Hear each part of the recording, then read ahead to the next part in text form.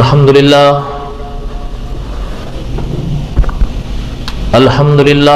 رب العالمین، الصلاة والسلام علی سید الانبیاء والمرسلین، اما بعد، اعوذ باللہ من الشیطان الرجیم، بسم اللہ الرحمن الرحیم۔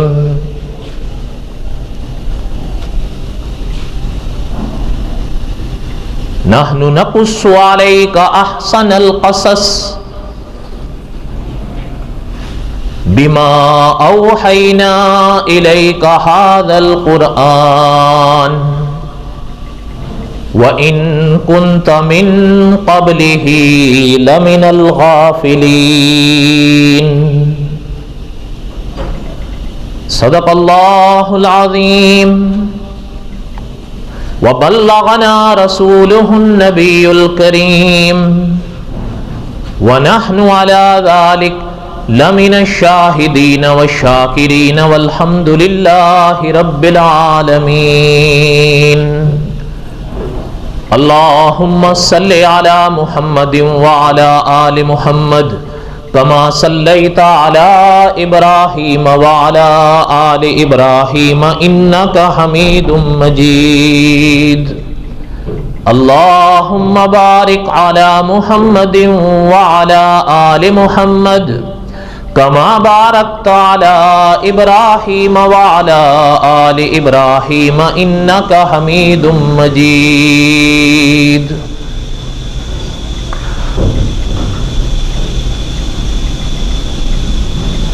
قصص الانبیاء علیہم الصلاۃ والسلام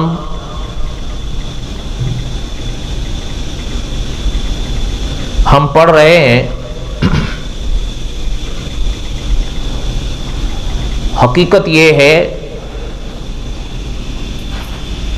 اللہ کا کروڑ کروڑ شکر ہے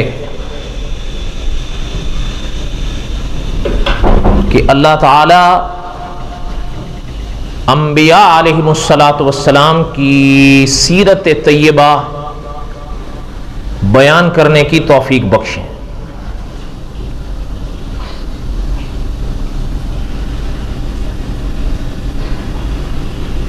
اور میں دل سے دعا کرتا ہوں کہ اللہ تعالی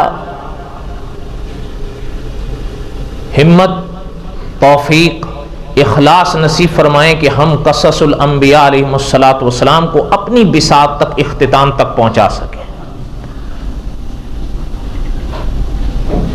خدا بڑا بول نہ بلوائے،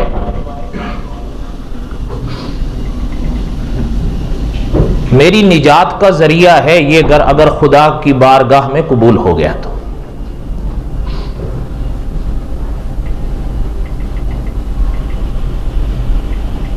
وقت چونکہ تھوڑا ہے، اب زوال دیر سے ڈھلتا ہے، اس لیے میں چند باتیں عرض کروں گا۔ ویسے ہو سکتا ہے کہ آج میری کچھ باتیں عام نوعیت سے ہٹ کر ہوں، لیکن بہرحال وہ قصص الانبیاء ہی محور رہے گا ہمارا۔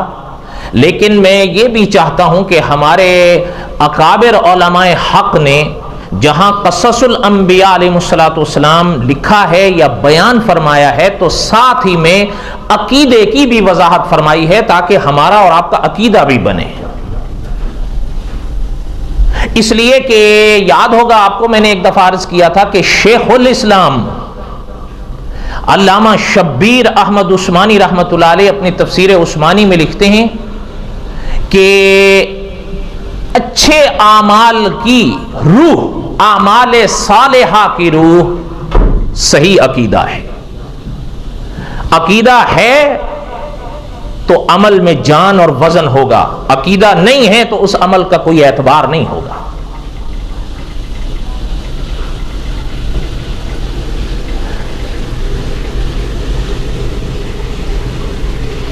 آپ کو یاد ہوگا گزشتہ جمعہ ہم نے حضرت نوح علیہ الصلاۃ والسلام کے واقعات پڑھتے ہوئے حضرت علیہ الصلاۃ والسلام کے بیٹے کنان کا واقعہ پڑھا تھا۔ میں نے عرض کر دیا تھا کہ قرآن پاک میں کنان کا نام نہیں ہے، واقعہ ہے، لیکن علماء نے لکھا ہے کہ اس کا نام پرانی کتابوں کے حوالے سے किनान मिलता है।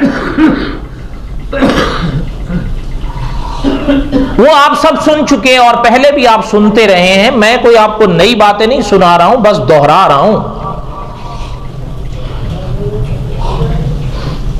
किनान बचा नहीं, डूब गया, ये तो आप सब जानते हैं। अलबत्ता अगली बात भी आप जानते हैं, लेकिन थोड़ी सी मिल के दोहराते हैं और दुआ करते हैं अल्लाह ताला से कि अल्लाह ताला हमें सही अकीदा नसीब फरमाए, और वो नसीब फरमाए जो अहले सुन्नत व जमात का अकीदा है। इसलिए कि उलमा ने लिखा है कि नाजी जमात अहले सुन्नत व जमात है।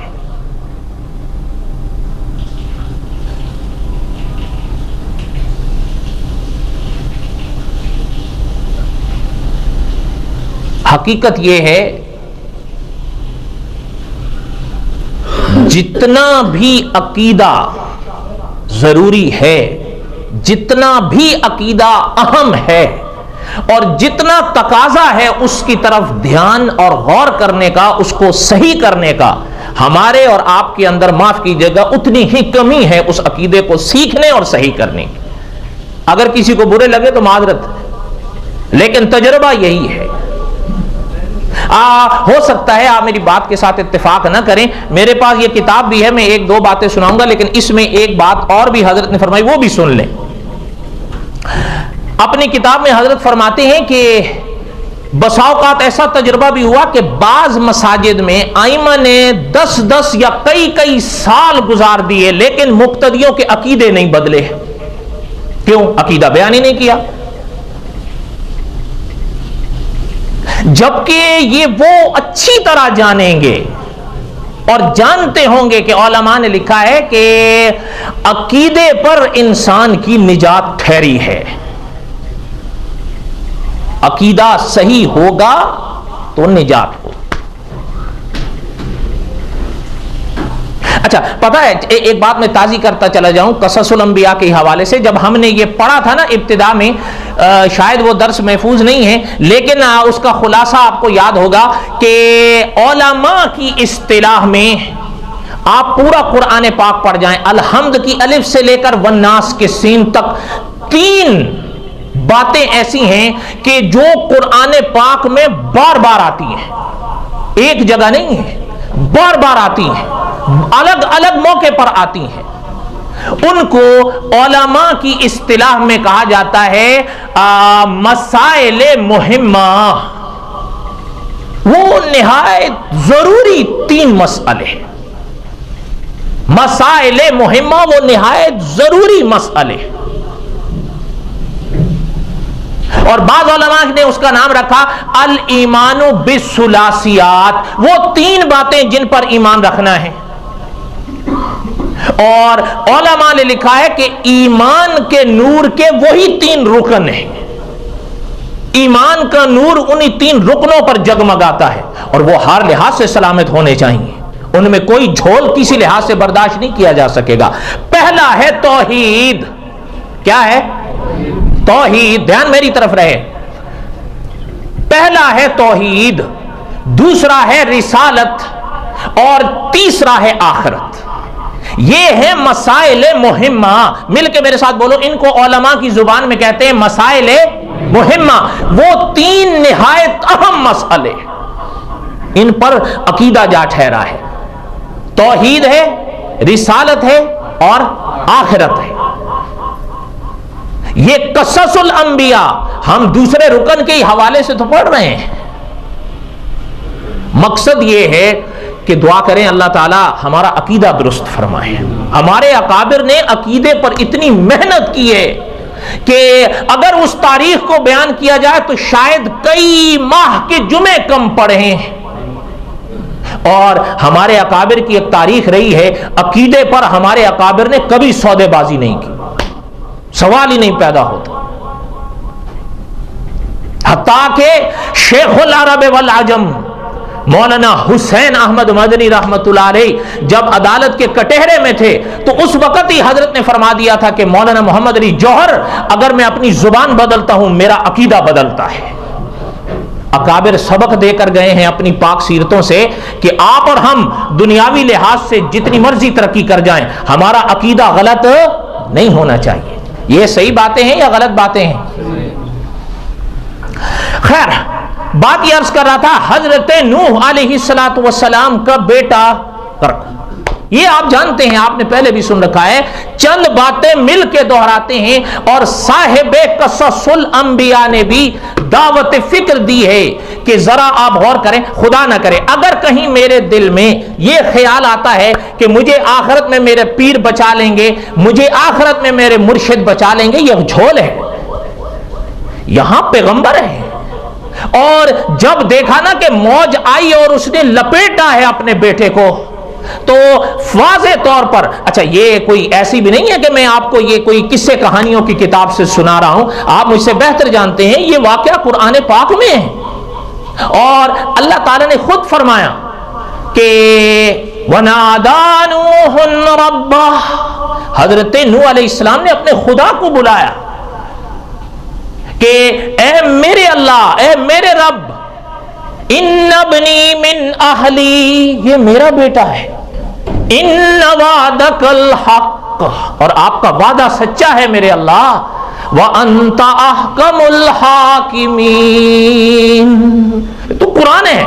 اچھا جب حضرت نوح علیہ السلام نے یہ بات ارشاد فرمائی نا، اب اللہ تعالیٰ کا جواب دیکھیں، بلکہ صاحب قصص الانبیاء لکھتے ہیں کہ خدا کا جلال کا اظہار اور ظاہر ہونا دیکھیں. اللہ نے فرمایا یا نوح، اے نوح، انہو لیس من اہلک، یہ تیرے گھر والوں میں سے نہیں ہے میرے نوح. اللہ جی پیغمبر کا بیٹا ہے، حضرت کے بیٹا ہے، انہی کا خون ہے، لیکن اللہ نے فرمایا کہ یہ میرے نوح آپ کے گھر والوں میں سے نہیں ہیں، آپ کے اہل میں سے نہیں ہیں. کیوں نہیں ہے؟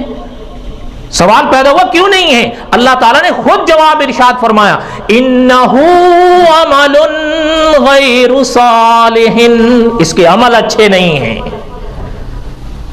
کیا اچھے نہیں ہیں؟ اچھے نہیں.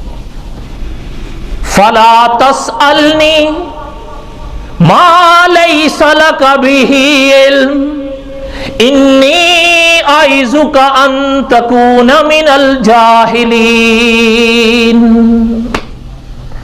اب اس آیت کا ترجمہ کرنا میرے اندر جرت نہیں ہے. پارہ نمبر 12 ہے، سورت نمبر 11 ہے. پارے کا نام ما من دابہ وما من دابہ ہے، سورت کا نام سورت ہود ہے، آیت نمبر 46 ہے. خود ہی آپ اس کا ترجمہ دیکھ. اور پھر غور کرنا کہ اگر میں باوجود یہ واقعات پڑھنے اور بیان اور سننے کے بعد بھی یہ کہوں کہ مجھے تو میرے مرشد اور میرے پیر بچا لیں گے چاہے میں، کیا یہ صحیح بات ہے؟ نہیں. یہاں پیغمبر ہے، بلکہ صاحب قصص الانبیاء اس موقع پر فرماتے ہیں کہ اللہ نے فرمایا میرے نوح ہم نہیں دیکھتے کہ کون خان ہے کون پٹھان ہے، کون سید ہے کون مرشد ہے. ان اکرمکم عند اللہ اتقاکم، اللہ کی میزان میں تقوی تولا جاتا ہے. اور حضرت نے اپنی دوسری کتاب تفسیر مکی کی دوسری جلد میں لکھا ہے کہ تقوی کے 3 درجے ہیں، ان میں سے پہلا درجہ تقوی کا ہے عقیدہ. عقیدہ صحیح ہے باقی اعمال کا اعتبار ہوگا، عقیدہ غلط ہے باقی اعمال کا کوئی اعتبار نہیں ہے. کوئی بات سمجھ میں آ رہی ہے آپ حضرات کو؟ دعا کریں اللہ تعالیٰ ہمیں صحیح عقیدہ نصیب فرمائیں. لیکن یہ اب وقت تھوڑا ہے، میں نے اشارہ کنایا کر دیا ہے، لیکن میں چلتے چلتے ایک بات کہوں معذرت کے ساتھ. اگر یہ باتیں کوئی عالم پڑھے، آپ کو اور ہمیں سننی چاہیے یا نہیں؟ اور سننے کے بعد پھر ماننی چاہیے یا نہیں؟ آخر اللہ تعالیٰ نے آپ کو بھی علم بخشا ہے، فہم بخشا ہے. اس دنیا میں آپ بھی رہتے ہیں، 2 اور 2 5 ہوتے ہیں یا 2 اور 2 4 ہوتے ہیں؟ یہ کوئی ایسی بات تو نہیں ہے کہ کوئی کہے کہ جی ہمیں تو سمجھ میں ہی نہیں آتا. بھائی کمال ہے، 5 سال ہو گئے بیان کرتے کرتے آج بھی سمجھ میں نہیں آ رہا ہے کہ جی ایک یوں کہتا ہے وہ یوں کہتا ہے. بھائی آپ کون سی دنیا میں سو رہے ہیں؟ ساز وجدان سے سنیے یہ نغمہ عرفان و یقین، یہ وہ نغمے نہیں جو آپ کو ربابوں میں ملے. ہم اس منبر پر وہی چیزیں بیان کرتے ہیں کہ ہمیں احساس ہوتا ہے کہ قیامت کے دن اللہ نے پوچھنا ہے، لیکن اللہ آپ سے بھی پوچھیں گے کہ سننے کے بعد کیا کیے تھے، سو گئے تھے؟ نہیں. اگر ہمارا عقیدہ وہی رہا تو پھر تو جھول ہے، لیکن اگر عقیدہ غلط ہے اس کی اصلاح کی تو پھر کمال ہے یا نہیں؟ اچھا چلتے چلتے میں ایک بات عرض کروں معذرت کے ساتھ، ہمیں کسی سے ذاتی دشمنی نہیں ہوتی، یہ یاد رکھیے گا۔ اگر میں مناظر ختم نبوت مولانا منظور احمد چنوٹی رحمۃ اللہ علیہ کے الفاظ لے رہا ہوں، اگر میرا باپ بھی غلط عقیدہ رکھتا ہے تو مجھے اس کو بھی غلط کہنا چاہیے یا نہیں کہنا چاہیے؟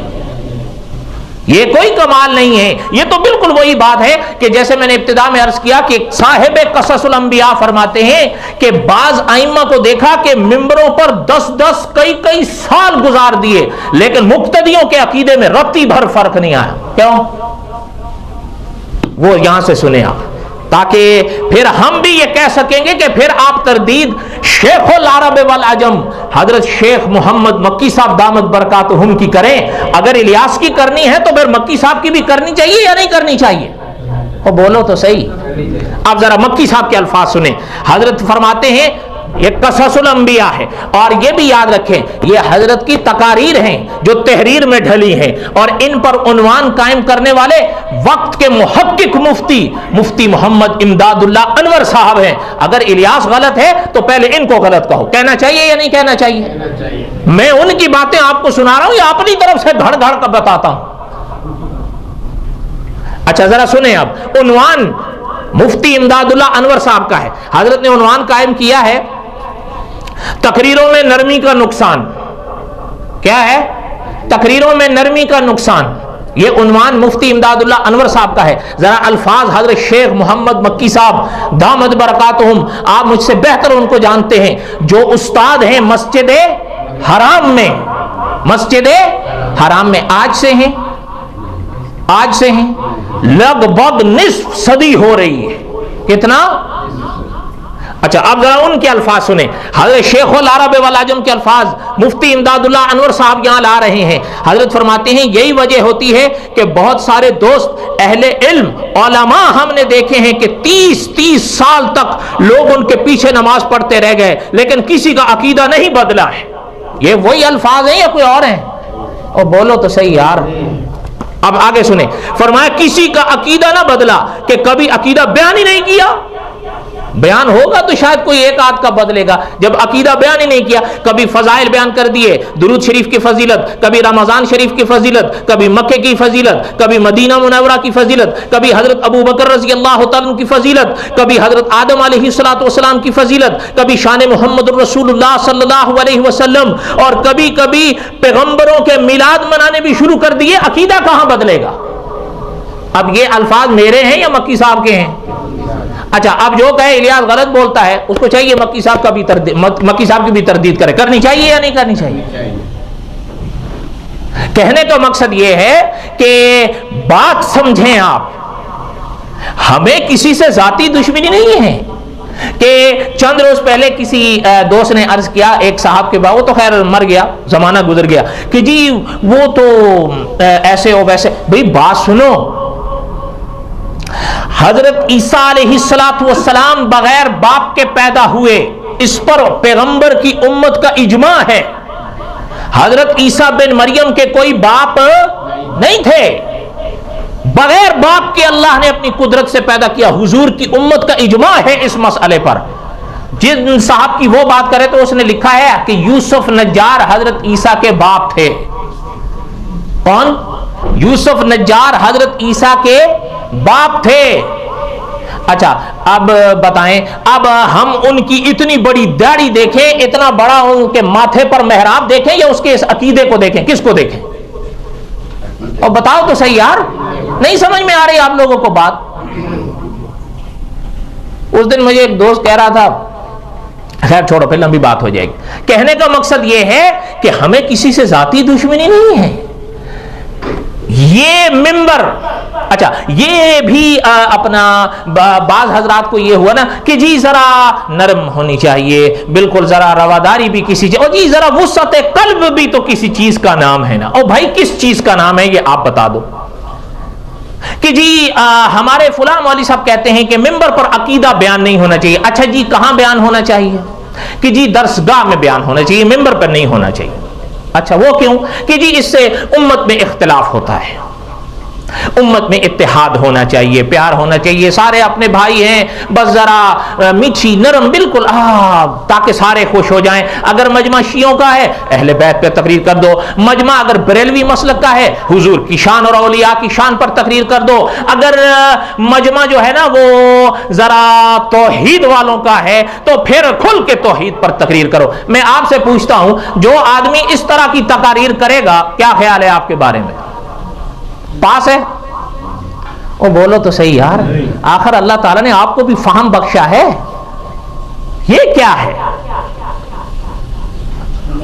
یہ آپ کو یاد ہوں گے نا کہ اپنا اقبال مرحوم کہ اقبال بڑا اپدیشک ہے من باتوں میں موہ لیتا ہے، یہ کون سی بات ہے کہ بھئی میں جو مجمع دیکھوں اسی رنگ میں ڈھلتا جاؤں؟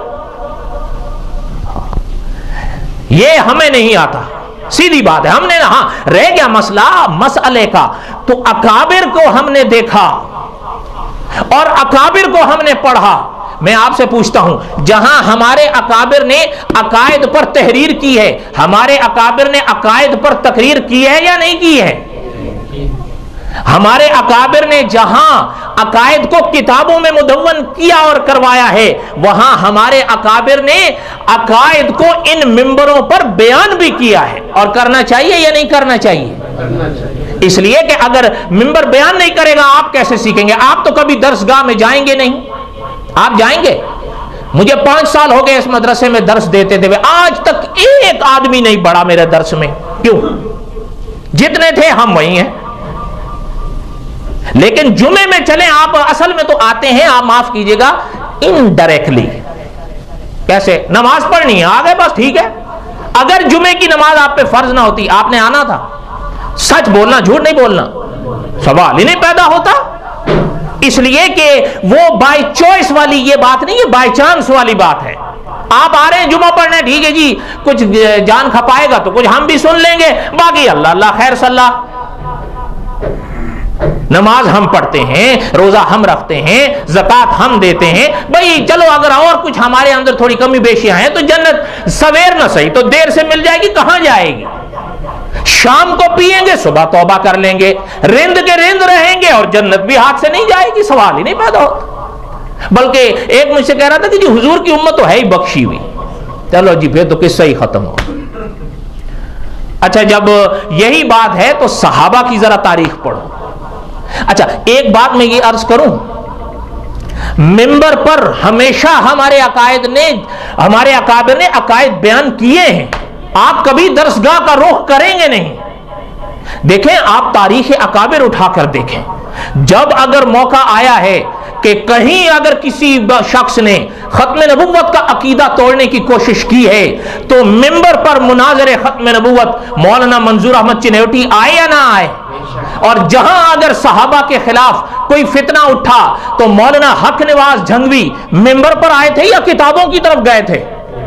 اور بولو تو صحیح نا خدا کے بندو، مولانا جھنگوی مرحوم کی کوئی کتاب لکھی ہوئی ہاتھ سے میری نظر سے نہیں گزری ہے، آپ کی نظر سے گزری ہے تو مجھے دکھا دینا، میں آپ کا احسان مانوں گا۔ مولانا جھنگوی مرحوم نے صحابہ کے بارے میں عقیدہ کہاں بیان کیا تھا؟ منبر پہ کیا تھا نا۔ اور پتہ ہے یہ جو کہا کہ چیز ذرا اتفاق یاد کریے، مولانا امیر عظیمت حق نواز جھنگوی رحمت اللہ علیہ کے یہ الفاظ ہمیں آج بھی یاد ہیں، جو درس کی صورت میں ہم نے پڑھے اور سنے۔ حضرت فرماتے تھے کہ خطیب اور عالم کی منبر پر اس وقت ضرورت ہے جب حالات ہٹلر جیسے ہوں۔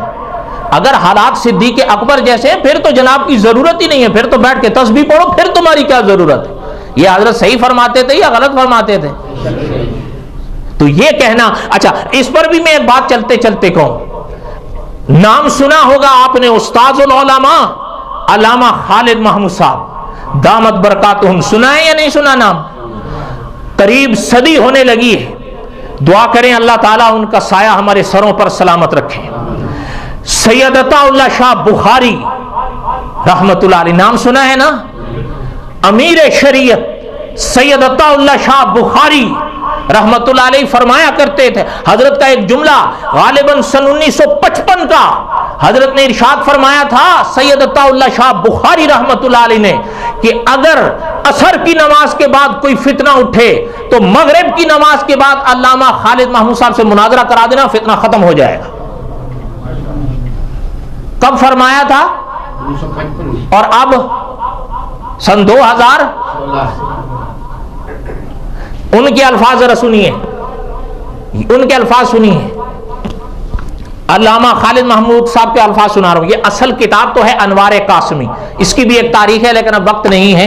اس کی آخر میں استاذ العلماء علامہ خالد محمود صاحب کا ایک مضمون چھپا ہے جو 30 صفحات پر پھیلا ہوا ہے۔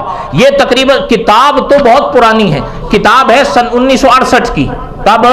1968، لیکن آخر میں جو علامہ خالد محمود صاحب کا مضمون ہے نا 30 ورقی، وہ تقریباً آج سے 16 سال پہلے کا ہے۔ میں اس میں سے صرف آپ کو ایک آدھ ٹکڑا سناتا ہوں، اگر وہاں اتفاق ہے تو بالکل ٹھیک ہے، اور اگر اختلاف ہے تو پھر یہ نہیں کہنا کہ یہ الیاس کہتا ہے، کہنا استاذ العلماء علامہ خالد محمود صاحب لکھتے ہیں۔ استاد العلماء علامہ خالد محمود صاحب کے الفاظ سنیں، حضرت لکھتے ہیں آج بر صغیر پاک و ہند میں کئی ایسے لوگ ملیں گے جو اپنے آپ کو دیوبندی سمجھتے ہیں اور اپنی دینی مجلسوں میں اس قسم کی باتیں کرتے ہیں کہ دوسرے مذہب پر تنقید کرنا اور ان سے بحث اور مباحثے کرنا یہ ایک فتنہ ہے، اس سے بچنا چاہیے۔ دعوت کے کام میں کوئی بات اختلافی نہیں ہوتی، عافیت اسی میں ہے اور اس میں کوئی ذہنی پریشانی نہیں اٹھانی پڑتی۔ استاذ العلماء علامہ خالد محمود صاحب لکھتے ہیں یہ سوچ علماء دیوبند کے مسلک کے قطعاً خلاف ہے۔ آگے پڑھ لو، اب یہ نہیں کہنا کہ الیاس کہتا، اب کہنا استاد العلماء علامہ خالد محمود صاحب کی بھی ہم نہیں مانتے۔ جرأت تو کرو نا، پھر ہم بھی کہیں گے کہ ہاں بھئی واقعہ اہل حق ہو۔ یہ کیا ہے کہ مسئلہ میرا آئے یہ ایسے مارتا رہتا ہے، اچھا اور بات ان کی آ جائے، پھر کوئی بات آپ کو بھی سمجھ میں آ رہی ہے؟ اچھا میں اب آپ سے ایک بات پوچھتا ہوں، یہاں پر علامہ خالد محمود صاحب کا ایک جملہ اور بھی سن لیں۔ استاذ العلماء علامہ خالد محمود صاحب لکھتے ہیں کہ یہ سوچ علماء دیوبند کے مسلک کے قطعاً خلاف ہے۔ حضرت نانوتوی رحمت اللہ علیہ نے دہلی کے پادری تارا چند سے مناظرہ کیا، حضرت سے میلہ خدا شناسی میں حضرت خود تشریف لے کر گئے اور وہاں سے آئے ہوئے انگلینڈ سے آئے ہوئے پادری سے حضرت نے گفتگو کی۔ حضرت نانوتوی رحمت اللہ علیہ کے ساتھ مولانا فخر الحسن گنگوہی، حضرت محمود الحسن دیوبندی، حضرت مولانا رحیم اللہ بجنوری رحمہم اللہ سارے آئے۔ پھر اگلے سال پھر چاندہ پور میں میلہ شناسی لگا، اس میں بھی حضرت نانوتوی رحمت اللہ علیہ نے شرکت فرمائی، تقریر بھی فرمائی کہ دیوبند کا نام پوری دنیا میں گونجا۔ اس کے اگلے سال پھر بڑا مذہبی اجتماع ہوا، پادری بھی آئے، اس مرتبہ اپنے ساتھ ایک اور پادری کو بھی لے کر آئے۔ ہندوؤں کی طرف سے پنڈت دیانند سرسوتی آئے اور مسلمانوں کی طرف سے حضرت نانوتوی رحمت اللہ علیہ اس میں شامل ہوئے۔ یہ حضرت نے صحیح کیا تھا یا غلط کیا تھا؟ اگلی بات سنیں، حضرت نانوتوی رحمت اللہ علیہ، اچھا یہاں پر حضرت علامہ خالد محمود صاحب کے الفاظ سنیں۔ حضرت نانوتوی رحمت اللہ علیہ جب مختلف مذاہب سے مناظرے کر رہے تھے اس وقت حضرت مولانا محمد یعقوب نانوتوی رحمت اللہ علیہ، حضرت مولانا رشید احمد گنگوہی رحمت اللہ علیہ، ان سب حضرات کے مرشد عالی حضرت حاجی امداد اللہ مہاجر مکی زندہ تھے اور یہ حضرات ہمیشہ حضرت نانوتوی رحمت اللہ علیہ کے لیے دعا گو رہے۔ کسی نے کبھی یہ رائے نہیں دی کہ مناظرات میں پڑھنا، باطل کی تردید میں اترنا، مذہبی بحث میں الجھنا مسلمانوں میں کوئی فتنہ پیدا کرے گا۔ مسلمانوں کے صرف عمل کی دعوت دینی چاہیے، علم کی نہیں۔ علم سے کچھ نہیں بنتا جب تک عمل ساتھ نہ ہو۔ استاذ العلماء علامہ خالد محمود صاحب لکھتے ہیں یہ کہنا ہرگز درست نہیں کہ علم سے کچھ نہیں بنتا جب تک عمل ساتھ نہ ہو، بلکہ یوں کہنا چاہیے کہ آخرت کی پکڑ سے بچنے کے لیے صرف علم کافی نہیں، عمل بھی درکار ہے۔ صحیح الفاظ یہ ہیں۔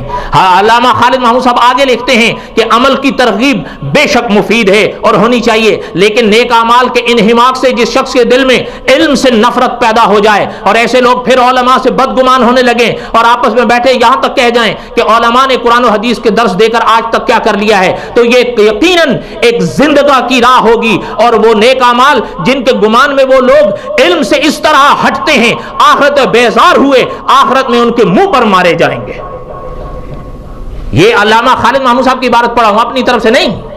اچھا ہو سکتا ہے کوئی کہے کہ جی یہ تو پادری کی بات ہے، یہ تو پنڈت دیانند سرسوتی کی بات ہے، لیکن جو اپنے آپ کو مسلمان کہتے ہیں ان کو ہمارے اکابر نے ان کی بھی تردید کی ہے، اور ان کے بھی سامنے ہمارے اکابر آئے ہیں. اکابر نے صحیح عقیدے میں کبھی سودے بازی نہیں کی. جہاں تحریر کا موقع آیا تحریر کی، جہاں تقریر کا موقع آیا تو تقریر کی. آپ کب کون سی درسگاہ میں جا کر پڑھیں گے؟ آپ یہاں کبھی آج تک نہیں آئے، ایک گلی پار کر کے آپ وہاں جائیں گے. اچھا میں خود بھی ایک جگہ حیران تھا. ایک جگہ میں نے ایک دفعہ جمعہ پڑھایا تو وہاں جو تھا نا اپنا ایک صاحب کہہ رہے تھے کہ جی میں مکہ ہو گیا تھا، مجھے اتنی دین کی فکر تھی. ٹھیک ہے جی ہوگا، اہلاً سہلاً، اللہ تعالیٰ قبول فرمائے. جب میں بیان کرنے بیٹھا نا وہ دیوار کے ساتھ بیٹھا ہوا تھا. آپ یقین کریں میں نے آدھے گھنٹے کا بیان کیا، آگے ساری جگہ خالی، وہ اٹھ کے آگے نہیں آیا، نماز میں بھی نہیں آیا. اچھا یہ بھی نہیں ہے کہ کوئی معذور ہے، چلیں آپ اس کو تعویل کریں گے کہ جی وہ معذور ہوگا نا، میں بھی الحمدللہ اندھا نہیں ہوں. اچھا جب یہ حال ہے تو کیا ہے؟ ہاں ایک بات سنتے جائیں. ایک بات یہ ہے کہ میں آپ سے کہتا ہوں نماز پڑھو، یہ اچھی بات ہے. میں آپ سے کہتا ہوں زکوٰۃ دو، یہ اچھی بات ہے.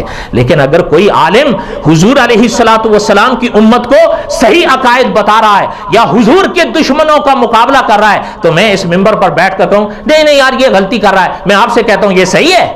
بلکہ مجھے اس کو داد اور اس کو دعا دینی چاہیے کہ جو حوصلہ میرے اندر نہیں ہے اللہ نے اس کو دیا، اللہ اس کا قبول کرے. یہ صحیح بات ہے. اگر ایک انسان آپ سے کہتا ہے نماز پڑھو، بہت اچھی بات ہے، میں آپ کو شاید نہ کہہ سکوں کہ نماز پڑھو، اس نے آپ سے کیا، یہ بہت اچھی بات ہے. لیکن ایک شخص اگر 11ویں کا دودھ پیتا ہے اور وہ شخص اس کو، ایک عالم اس کو کہتا ہے کہ یہ نہ پیو، یہ کمال ہے یا نہیں؟ یہ جرت کی بات ہے. اللہ تعالیٰ ایسے حضرات کو سلامت رکھیں. آپ آخری وقت میں محدثین نے ایک حدیث لکھی ہے، آپ حیران ہوں گے. کاش ایک موقع ہوتا میں وہ حدیث سناتا. اللہ تعالیٰ نے موقع دیا تو اب وقت ختم ہو گیا. انشاءاللہ اگلے کسی موقع پر یہ درس میں ذکر کر دیں گے. دعا کریں اللہ تعالیٰ ہمیں صحیح عقیدہ نصیب فرمائیں اور اللہ تعالیٰ ہمارے عقائد کو درست فرمائیں اور اللہ تعالیٰ ہمارے عقائد کو قبول فرمائیں. یاد رکھیے ہمارے اکابر نے ہمیشہ عقائد پر محنت کی ہے، تحریر کی صورت میں بھی تقریر کی صورت میں بھی. عمل کا کوئی منع نہیں کرتا، لیکن عقائد کے حوالے سے عمل کو اتنا لے آؤ کہ عقائد سے نظریں ہٹا لو، یہ درست نہیں ہے. دعا کریں کہ اللہ تعالی ہماری حفاظت فرمائے. وہ بات کر رہا تھا حضرت نوح علیہ الصلوۃ والسلام کے واقعے کی کہ حضرت نوح علیہ الصلوۃ والسلام نے دعا مانگی لیکن اللہ تعالی نے دعا قبول. انشاءاللہ اب اس کے بعد بقایا حضرت نوح علیہ الصلوۃ والسلام کا قصہ آئندہ جمعہ پڑھیں گے. یہ سلسلہ انشاءاللہ چلتا رہے گا اور دعا کرو کہ اللہ تعالیٰ قبول فرما لے. میں کل بھی یہاں ایک دوست سے کہہ رہا تھا، حقیقت ہے جیسے میں نے ابتدا میں عرض کیا، میری نجات کا ذریعہ ہے اگر اللہ تعالیٰ نے قبول کر لیا. میں ایک آخری بات آپ سے کرتا ہوں، اگر دل لگتی ہو تو اپنے عقیدوں کو آپ ایسے سنوارو. میں یہ نہیں کہتا مجھ سے سنوارو، جہاں آپ کو صحیح عقیدہ ملتا ہے آپ لو، محنت کرو اس پر. میں آپ کو اپنے دل کی بات کہتا ہوں، جتنا زیادہ عقیدے کے لحاظ سے آپ کا قد ہوگا اتنا ہی زیادہ میری آپ کی وجہ سے اٹھان ہوگی. اپنے عقیدے کو درست کرو، کوئی سودے بازی نہیں ہے. ہم آج ہیں کل مر جائیں گے، حقیقت ہے. ہم بھی چلے جائیں گے، ہمارے پہلے بھی چلے گئے، آپ بھی چلے جائیں گے، ہم بھی چلے جائیں گے. رہ جائے گی بات عقیدے کی. عقیدہ صحیح تو کامیاب ہیں، عقیدہ غلط تو کچھ کامیابی نہیں ہے. بلکہ مولانا نور الحسن بخاری رحمت اللہ علیہ نے لکھا ہے، حضرت فرماتے ہیں اگر کسی انسان کا عقیدہ ٹھیک نہیں ہے، وہ قیامت کے میدان میں نیکیوں کے دریا میں تیرتا ہوا بھی آیا، اس کی ایک نیکی کو بھی اللہ میزان میں نہیں رکھیں گے، اس کا کوئی اعتبار ہی نہیں ہے. اعتبار عقیدے کا ہے، اس کے بعد عمل آتا ہے. عقیدہ ٹھیک ہے عمل بھی آئے گا، عقیدہ نہیں ہے تو عمل. جیسے مجھ سے ان دوست نے کہا کہ جی اس فلاں نے تو وہ یونیورسٹی بنائی، کیا ہوگا؟ اچھا میں نے اس کو یہی کہا، میں نے کہا اس نے یونیورسٹی بنائی، ابو جہل نے کعبہ بنایا. میں نے صحیح کہا تھا یا غلط کہا تھا؟ نہیں آپ بتاؤ، میں نے غلط کہا تھا؟ آپ نے سنا ہے کہ نہیں ابو جہل نے کیا بنایا تھا؟ اچھا یہ آپ نے پڑھا ہے نا یونیورسٹی اس نے بنائی، کعبہ ابو جہل نے بنایا، ان لوگوں نے بنایا. اس کا ذکر اللہ نے قرآن میں کیا ہے، وما علینا الا البلاغ المبین، سنت پڑھ.